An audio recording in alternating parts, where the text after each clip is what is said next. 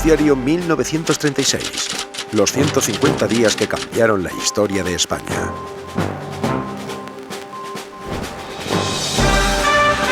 Noticiario independiente de la tarde. Desde nuestros estudios de la calle Antonio Maura de Madrid.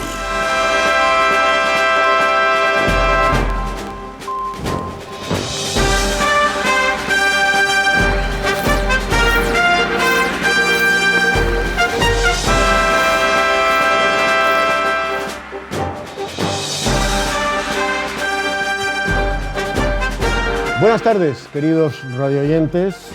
Me acompaña hoy, antes de empezar con el boletín informativo, el director de nuestra emisora, don Francisco Viguri de Letona. Transmito en su nombre un mensaje de firmeza ante los ataques a la libertad de información que todos los medios de comunicación recibimos por parte de los censores gubernativos del nuevo gobierno Frente Populista. Que esta emisora, Radio Universal, seguirá informando con rigor y valentía a sus oyentes. Este es nuestro compromiso con todos ustedes.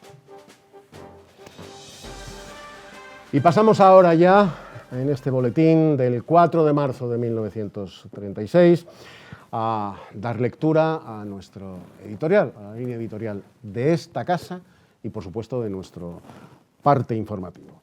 Continúan en todas las provincias de España las huelgas convocadas por la aprobación del decreto de readmisiones. En plena crisis social, la Federación Española de Trabajadores acaba de dirigir un llamamiento patriótico a la opinión pública de apoyo a todos los obreros libres que están sufriendo el asedio cruel de los sindicatos marxistas y organizaciones revolucionarias. Las manifestaciones y paros que están teniendo lugar en diferentes puntos del país evidencian la irresponsabilidad de una medida que se convierte en una nueva amenaza para el orden público español.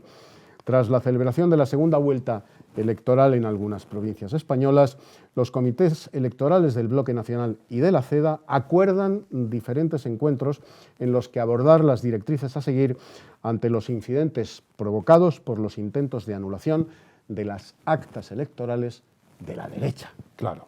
Y les dejamos ahora con una noticia de publicidad en Radio Universal. Deja de sufrir y toma Servetinal, el verdadero, no sucedáneos que mantendrán tu malestar. Bien, y después de marcar nuestra línea editorial, abrimos página de información nacional en este boletín de Radio Universal. Continúan las protestas de los estudiantes católicos contra el decreto del Ministerio de Instrucción Pública sobre la sustitución de la enseñanza religiosa. En Madrid, un grupo de individuos jóvenes, que al parecer son dependientes del comercio despedidos en octubre, rompió esta mañana a pedradas los cristales de los escaparates de Sepu. En el frontón Euskal Jai, en Pamplona, ha tenido lugar el mitin organizado por todos los partidos de izquierda que constituyen el Frente Navarro, el Frente Popular Navarro. Las notas más destacadas de los discursos pronunciados fueron los ataques al bloque de derechas, que obtuvo el cupo de los 7 puestos en las elecciones de Navarra. Y vamos con esta información que nos pasan desde la redacción. Esta mañana se constituyeron en San Sebastián las mesas electorales en las 4 secciones en las que se anuló la elección el domingo pasado. Nos informa nuestro corresponsal que a media hora de ser constituidas se presentaron unos elementos comunistas que obligaron a los interventores a dejar las actas en blanco y a retirarse del local. También en San Sebastián, los candidatos nacionalistas triunfantes por Guipúzcoa han pedido la destitución del gobernador por su pasividad ante las irregularidades cometidas en las pasadas elecciones. Hoy nos ha llegado la noticia de que el gobernador de Córdoba ha mandado la reposición de los funcionarios municipales despedidos sin formación de expediente. Y desde Jaén nos informan que el alcalde de Arjona ha ordenado la detención del comité electoral de derechas. Y vamos nuevamente con una noticia de publicidad en nuestro boletín informativo aquí en Radio Universal. Recuerde, Skoda, su chasis indeformable centra, conserva la carrocería en perfecto estado evitando su deformación, los ruidos y los desajustes de las puertas. Skoda. Vamos pues, después de la información nacional, a abrir página de información internacional. En toda Italia se está celebrando con extraordinario entusiasmo la última victoria del ejército fascista expedicionario en África Oriental. En Roma, han acudido en masa los estudiantes ante el Quirinal, en uno de cuyos balcones se presentó el rey ante las aclamaciones de la multitud escolar. Y en cuanto a la actualidad, hay que destacar que Olivia de Havilland, la actriz descubierta por Max Reinhardt en El sueño de una noche de verano, continúa ocupando uno de los primeros puestos entre las estrellas jóvenes de Cinelandia. Y aficionados al balompié, atención, porque nos llega ya la información deportiva de la mano de nuestro redactor de la sección de deportes. Nos informan también desde la redacción de ABC, el corresponsal que tenemos, de que el triunfo del Barcelona sobre Irún y la aplastante victoria del Sporting de Gijón sobre el Valladolid son las dos notas destacadas de la Liga. Enhorabuena a los vencedores. Y para cerrar hoy nuestro boletín, qué mejor manera que dejarles con una sintonía muy, pero que muy de moda, la del tango Cambalache, que no nos cansamos de oír. Hoy resulta que es lo mismo ser derecho que traído.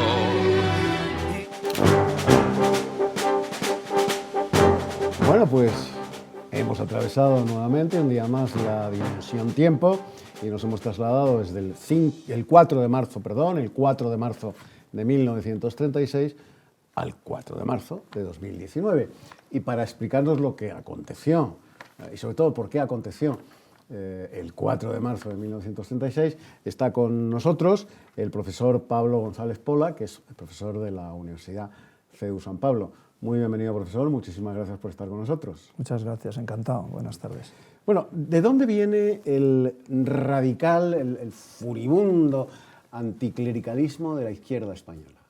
Sí, realmente es algo que yo me he preguntado muchas veces. Parece incomprensible la saña con la que la izquierda trató, destrozó, asesinó, destruyó a personas que aparentemente, realmente, sacerdotes, monjas, pues no merecían aquello, ¿no? Entonces, yo sí que le he dado alguna vuelta y yo creo que esto tiene mucho que ver con la influencia que desde siglos atrás, en el 18 se ve claramente, tenía la Iglesia sobre la población, sobre el pueblo español. Eso era algo que a la izquierda le molestaba mucho. El poder, podemos llamar, de los púlpitos, ¿no? Hay que tener en cuenta que en el siglo XVIII, cuando el Estado quería dirigirse a la población, por ejemplo en Asturias, con la plantación de patatas, que los campesinos eran muy reacios porque crecían hacia abajo y ellos creían que tenía que ver con la muerte, es en los púlpitos, son los sacerdotes los que convencen a la gente de los pueblos que deben de comer, y eso, así es como se salva la gran hambruna, ¿no? Entonces, esta influencia que tenían era algo que ellos querían para sí, a pesar de que Marx decía que la religión moriría tranquilamente sin atacarla, cuando el comunismo realmente se implantara. Como eso no fue así, realmente la izquierda lo que quería era cambiar de alguna forma esa influencia y no veía claro y no le gustaba cómo los sacerdotes podían influir sobre la gente. Y por eso yo creo que viene todo ese odio y hacerles culpables de todo, quema de conventos, destrucción, asesinatos, creo que puede venir por allí. Porque en realidad fue tan feroz la persecución religiosa llevada a cabo por la República en general y por el Frente Popular muy en particular, que llegados al 18 de julio, cuando estalla el alzamiento, poco después es el Vaticano el que declara como cruzada de liberación la Guerra Civil Española, porque claro, los crímenes perpetrados contra sacerdotes, monjas, frailes, católicos en general, fueron sencillamente atroces, además de muy numerosos, cuantitativa y cualitativamente hablando. Sí, yo creo que el término de cruzada también se debe al martirio, es decir, el ejemplo que daban los católicos, los sacerdotes, ¿no? Eso es, mártires, ¿no? Eso es lo que le da el carácter de cruzada, además, ¿no? Es decir, esa persecución, hay casos tremendos, ¿no? Por ejemplo, recuerdo ahora mismo los sacerdotes carmelitas descalzos de Toledo, que se esconden en las casas y van casa por casa, gente joven, gente que no había hecho nada. Pues esa elevación al martirio, ese negarse a renunciar a la fe y morir por ello, eso es lo que les da el carácter de cruzada. Pero, efectivamente, estoy al principio, es inexplicable que pudo haber tanta saña en personas, bueno, sacar a las monjas de los conventos, ese tipo de cosas. Solo explicable desde ese punto de vista. Profesor, vamos a ver, el Frente Popular quería suprimir las escuelas católicas, o lo que es lo mismo, expulsar a la Iglesia de la educación. olvidando además que la Iglesia en España alfabetizó a generaciones enteras de españoles con muy pocos recursos económicos o con ningún recurso económico. Pero ¿tenía el Frente Popular, el gobierno del Frente Popular, los recursos necesarios como para cubrir él mismo desde su ministerio del ramo las plazas escolares que se cerraban porque pertenecían a la Iglesia? Bueno, volvemos a lo que decíamos antes, efectivamente, o sea, el interés del Frente Popular, ya hablando de Frente Popular, no la República, sino el Frente Popular, por la enseñanza era precisamente eso, el evitar que los sacerdotes desde pequeños influyeran de alguna forma en los niños, ¿no? Por tanto, la educación era fundamental. Claro, previo al Frente Popular, en el año 32, la expulsión de los jesuitas tiene mucho que ver con esto. Es decir, suprimen absolutamente lo que es la enseñanza en centros religiosos, se suspende, aparte de que expulsan a los jesuitas. Lo que pasa es que las órdenes religiosas actúan muy inteligentemente. Entonces, efectivamente, ellos no dan religión, pero sí que ofrecen sus centros a laicos que llevan su misma ideología, por así decirlo, ¿no? Y de hecho hay más centros docentes privados en el 35 que en el 31. El Frente Popular, yo creo que no sabemos exactamente lo que hubiera sido capaz de hacer en este campo, hubiera sido mucho más drástico porque no tuvo tiempo de desarrollar toda la ley que pretendía. ¿Qué era el Bloque Nacional, profesor? El Bloque Nacional fue un intento muy interesante de una agrupación política que lideró don José Calvo Sotelo, y muy interesante porque eran los alfonsinos, pero también quisieron captar a tradicionalistas y cogieron el grupo de Víctor Pradera. Entonces, este grupo pretendían hacer un gran centro para sustituir de alguna forma a la República con un modelo autoritario, pero fracasó, entre otras cosas, porque, por ejemplo, José Antonio Primo de Rivera no se quiso con Falange y la CEDA, con Gil Robles, tampoco quiso unirse. Entonces, bueno, pudieron ahí estar, fue muy interesante todas las gestiones que llevaron para rehacer este bloque nacional. Al final, en las primeras elecciones, en las elecciones del 36, no sacaron suficientes diputados, pero, eso sí, no salió mal Calvo Sotelo, don José, porque, que por cierto lo había hecho también con don Pedro Saiz Rodríguez, que recordará usted que estuvo en el primer gobierno de Franco y luego muy ligado a don Juan de Borbón. Esos diputados que salieron, que fueron muy pocos, no más de 12 o 13, sí que eran, digamos, calvosoletistas, es decir, que seguían un poco a Calvo Sotelo. Y esos principios de un monarquismo, pero un monarquismo serio y profundo, se mantuvo. Hemos hablado en el informativo de 1936, del 4 de marzo de 1936, de obreros libres. ¿Qué eran los obreros libres en 1936 en España? Sí, los obreros libres es un tema interesante también y poco conocido. Es decir, parece que solamente hubo estos grandes sindicatos marxistas, ¿no? Entonces, el concepto de obrero libre nace en Cataluña cuando, con la industrialización, los campesinos van a la industria. Cuando llegan a la industria, llegan campesinos no con una ideología de izquierdas, sino de derechas, tradicionalistas, carlistas, católicos, y se encuentran con que no pueden o no les apetece nada esas líneas anarquista, CNT, o ugetista, socialista. Y entonces crean este tipo de Ramón Sales, que es un hombre muy interesante, crea estos sindicatos libres, y se llaman libres porque no pertenecen a ningún sindicato de los que ya están establecidos.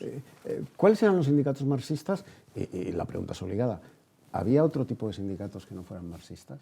Sí, había otros sindicatos. Bueno, sindicatos típicos sería la CNT, anarcosindicalista, que no ve con buenos ojos la República al principio. Por supuesto, la UGT es la más... La CNT llegó a tener aproximadamente 1,5 millones de afiliados y la UGT en torno al 1 millón, muy potente. Pero también había unos sindicatos católicos. De manera que concretamente dos órdenes religiosas importantes, como son los dominicos y los jesuitas, los dominicos, sobre todo en el País Vasco, hacen una especie de sindicatos, unos sindicatos católicos, que llegan a tener mucha importancia, y los jesuitas también, en la zona de Cataluña fundamentalmente. Pero los jesuitas, digamos que tienen muy buenas relaciones con los grandes empresarios, por ejemplo el Marqués de Salamanca, con lo cual coge esos lo que podríamos llamar ahora esos sindicatos, ese tono amarillista relacionado con la patronal. En Valencia, por ejemplo, había incluso más afiliados. Bueno, pues nos tenemos que despedir, querido profesor Pablo González Pola, de este informativo explicado en el siglo XXI, el 4 de marzo de 2019, el 4 de marzo de 1936. Muchísimas gracias, amigos, por su atención. Les emplazo a la edición de mañana a las 9:30 en punto, noticiario de 1936. Gracias, profesor, y hasta una próxima ocasión. Muchas gracias.